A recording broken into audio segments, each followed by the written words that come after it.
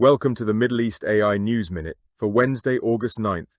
Brought to you by Carrington, Malin, marketing for an AI-first world. New stats out this week. The IBM Institute for Business Value says that 61% of Middle East CEOs believe that AI will help improve productivity, while 50% believe the impact of regulatory factors will continue to be significant. Meanwhile, a survey by the Oliver Wyman Forum found that 39% of generative AI users in the UAE are using Gen AI without the knowledge of their teachers or employers. In Egypt, Talents Arena has raised $750,000 in pre-seed funding from Cairo-based UI Investments and other regional investors. The funding will fuel the AI recruitment company's expansion into Saudi and the Gulf.